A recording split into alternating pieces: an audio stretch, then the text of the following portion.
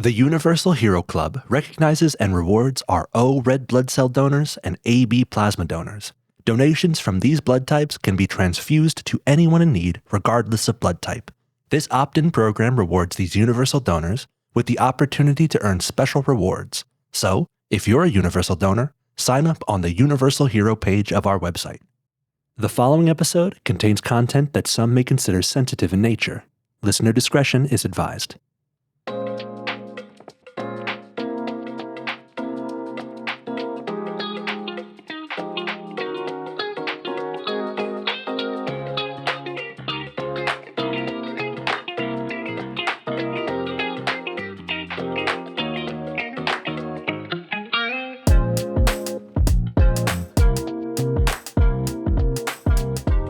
Welcome to Your Blood, Their Hope. Hi, everyone. It's Krista from Miller-Keystone Blood Center. Thank you so much for listening to today's podcast. I am so excited to be here. Jonathan would be here, but he decided to go on vacation, so I'm hosting this solo. I am so excited to introduce our new guest. This is Laura, and she was diagnosed with cancer when she was 35. She had multiple blood and platelet transfusions, and I get to call her a very dear friend of mine. So thank you so much for coming, Laura. You're welcome, and thank you for having me. Well, we are just so excited to kind of talk about your journey and talk about what life has been like and how life is now. Getting a cancer diagnosis, I'm sure, is life-changing, and I'm sure it definitely changed the way that you look at life. And so when did your journey with cancer kind of begin? Yeah, so I was 35 years old. I was a single mom. I was working full-time for IU20 in an emotional support classroom. So I had just started going back to get my master's degree in social work. Oh my goodness. So life was going great. And my job was offering free flu shots, and I decided to get one because we all know that kids are, walking germs. So I got the flu shot, and the next night I started running like a low-grade fever, not feeling so great. I was very tired. I just thought it was a, bad reaction from the flu shot. But it happened. Yeah, but it continued, and the symptoms started to pile on top of each other. My lymph nodes in my neck, my head, my upper chest all started to swell up. My gums started to bleed, and then I developed a cough. I was extremely tired, like I said, and I was just something I just couldn't recover from this flu shot. So I went to the doctor, and I told her everything was going on, and she even said, maybe this is a really bad reaction from the flu shot. But she said, let me do some blood work. So she did blood work. That was on a Wednesday. She called me back on Saturday afternoon. Now, doctor's offices usually aren't open on, it was a Saturday around 4:00. She gave me a call, and she was like, Laura, she was like, I want you to go to the emergency room. And I was like, what? Like, why? And she was just like, your blood came back, a little bit not good. And she was like, I want them to redraw it tonight. So I, stopped what I was doing, and I went to the emergency room, and the doctor, he asked me, he said, do you know why you're here? And I said, no, like I was just like, my bad blood test, just redraw it. And he was like, they're testing you for leukemia. And I was like, what? I was like, and then so they drew blood, and he left, and I Googled it. I Googled like leukemia because like I heard about it, but you hear about it a lot in kids, and So, he came back in and they admitted me that night because they wanted to keep doing tests. And so the test that they did, it was going to take 3 days to come back to confirm whether I had it or not. So they released me that night or the next morning, and I went home and just kind of waited around. You know what I mean? Like that was tough. Waiting for that diagnosis. Absolutely. And how do you walk and be normal when you have that lingering and not knowing? And yeah, I can't even imagine the stress and the way that you were feeling. Yeah, it was definitely a lot of emotions in those 3 days. But the doctor finally called, and he scheduled me an appointment, and it was the day before Thanksgiving. And, he came in, he said, "You have acute myeloid leukemia." So they admitted me to St. Luke's Bethlehem, and it was the day before Thanksgiving, which was tough because, my family was having Thanksgiving dinner, without me. Yeah. And then, so I spent 2 nights at St. Luke's in Bethlehem, the main campus. And then a doctor walked in, and he said, I'll never forget this. He goes, "Do you want to live?" Now, first of all, come on. I was Okay. like, are you serious? Like, I'm 35 years old. You couldn't have asked me any other question or posed that any different way. I was like, yes, I want to live. And he said, okay. He said, then we're going to transfer you down to Jean's Hospital in Philly. And they are a leukemia, they have leukemia specialists down there. And I was going to be on a floor with all leukemia patients. And they were doing that in case I needed a bone marrow transplant. Okay. Got it. So Makes sense. Yeah. So the day after Thanksgiving, took a long ambulance ride down to. Was it bumpy? It was very bumpy, very uncomfortable. Those gurneys, all right, they're not comfortable at all. But I guess they're not meant to be. No. Right. So the day after Thanksgiving, on that Friday, went down to Jean's Hospital in Philly. And then from there, I mean, it was just test after test after test. They put a port in. I was just going to ask that they put the port in so that they didn't have to keep sticking you. Yeah, they put the port in. They did a bone marrow biopsy, which was super painful. They did not sedate me for it. And then I was continuing to get weaker and weaker. There were times where I couldn't even make it around walking, around the hospital floor. I would make it to maybe 20 feet and then I would be completely out of breath and I would have to come back into my bed. And I was just getting sicker and sicker. And I started coughing up blood at one point. And then I was down there 5 days before they started chemo. Okay.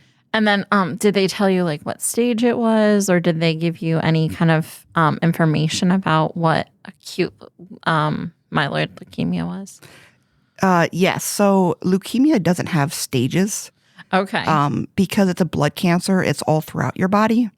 But what they base it off of is your bone marrow and how much leukemia cells are in your bone marrow. Okay. So out of 100%, 100 being your total leukemia cells in your bone marrow, I had 33%. Okay. Those 33% of my bone marrow was leukemia cells. Wow. So they started chemo. And during this time I was getting bags of blood. I was getting blood transfusions. And then the day after they started chemo, I was having trouble breathing and my lungs were just filling up with blood. So they decided to put me in a medically induced coma. So they put me in the coma, and they continued with the chemo. But then, so with leukemia, you get what's called the 7+3 regimen chemotherapy. It's 7 days of one chemo drug, and then 3 days of another chemo drug on top of the other one. Wow. So, and it's 24 hours through the IV. So they stopped mine after 5 days because they said it was killing me, that my body wasn't tolerating it well, and that it would benefit me more to stop the chemo. So I never did get the full amount of chemo. When I was in my coma, I just continued to have complications. I had a pulmonary embolism. I had my lungs collapsed. I had fluid that was building up on my body. And, all throughout this time, though, I was getting the blood transfusions, and they were giving me platelets. And I'll never forget that my son and my sister, they said that they would celebrate when my platelets would get up to a certain amount, a certain amount of number, because that means I had some in me in my body. Oh, wow. So around January, right after the new year, well, let me back up a little bit. During that time where I was still in the coma, they had considered me they brought hospice in. And wow. Oh my goodness. They only gave me a 30% chance of living and surviving this. So they brought hospice in. They made me a DNR, and they made me a DNR because of my low platelet count. So they said that due to my low platelets, if they would attempt CPR, I would bleed out in every area of my body. So with that being said, they had to make me a DNR because there was nothing they could do at that point. Right. And your platelet count was so low. That's just, wow. Yeah. So around, it was after the holidays, it was, January sometime, they wanted to start weaning me off of the ventilator and try to start waking me up and to see where I was at. And they wanted to put a trach in so they could, so I could start breathing on my own and, being aware and conscious. And so I eventually started waking up. And when I woke up, I couldn't move anything from the neck down. I had muscle deconditioning because I was in the coma about a little over a month and a half. Okay. So, and just everything that my body went through, and I wasn't being moved, or because they didn't give me a very high percentage of living. So my muscles were just completely gone. And I'll never forget asking my mom, was I paralyzed? Because I was confused of why I couldn't move, and that was tough, not being able to move anything. And then I had the ventilator in, so I couldn't talk either. So they actually brought me an alphabet board, and they had a board and it had the letters of the alphabet written out. Now, I couldn't move my hands or anything, so I could just nod yes and no. So if I wanted to talk, they would have to move their hand along the top of the alphabet board and point to each letter. And then when they got to the letter, I would nod yes. So I had to spell out everything single that you thing wanted. And I just want this. I had, yep. So wow. Communicating, it's amazing, like what you take for granted, and then also one of the medications that I was on, it made me deaf. So not only could I not talk, I had about 90% hearing loss in my left ear and about 80% in my right.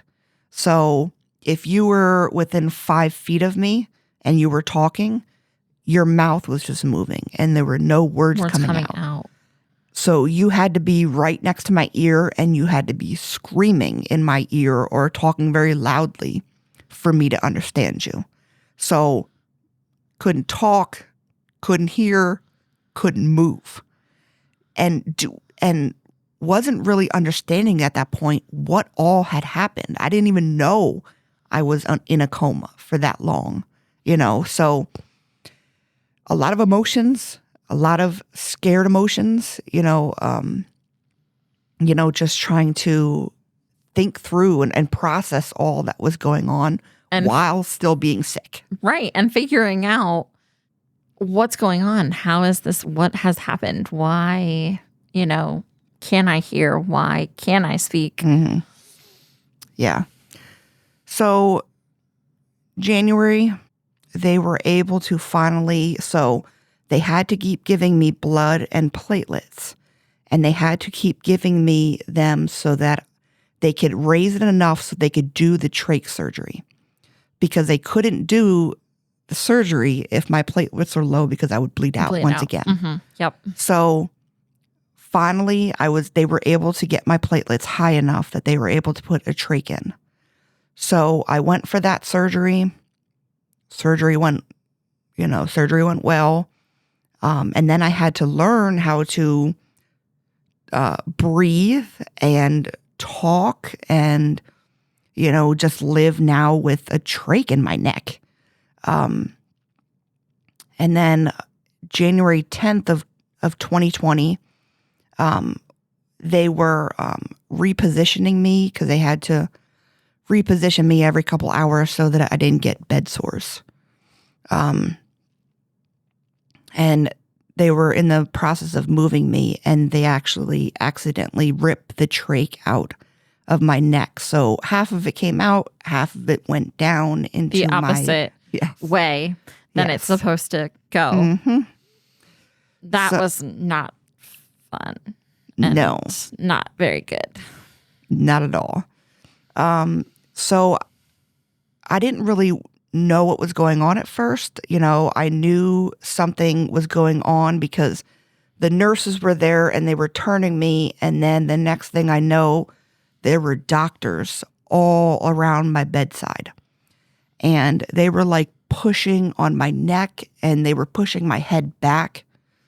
And every single breath I took, the air went up and it went into my face. And my face was swelling up and my eyes were swelling up because it was air. And if it wasn't going into my face, it was escaping back out the trach hole. So I wasn't getting any oxygen. So they ended up having to do emergency bedside surgery right there. And thank God the equipment that they needed was in the next room because the guy next door was getting a trach. The doctor that put my trach in was on the floor at the time. They were able to call him. The respiratory therapist, she was there, so they were able to get her in the room. So they were able to do this. And thank goodness your platelet level was pretty high that you didn't, bleed out. Absolutely, yes. So I was without oxygen at that time for about 5 or 6 minutes, they said. And like I said, the last thing I remember was just doctors all around my face and pushing, and then everything just went black. And then there was a white light, and I woke up in the most beautiful place that you could ever imagine. I woke up in heaven, and I remember just looking around and just in awe of the beauty of the place, and the peacefulness and the calm was something I've never felt here before on earth. And it's a feeling I've tried to recreate, and I haven't been able to before. I remember seeing my 2 dogs, or my one dog that had previously passed away, and then my mom's friend's 2 bulldogs were also sitting there. And then I just remember just looking around, and then I did meet a gentleman, that gave me a message to send back to his daughter. And then I also did look down, and there was like a hole in the ground, and I remember just seeing like skulls and bones, and I got this really terrified feeling, and I just looked back up real quick because I didn't want to feel that anymore. I didn't want to see that anymore. And then I came back, and the next day when I woke up, the doctors came in and they were doing like a psychological test on me to see if I had any brain damage.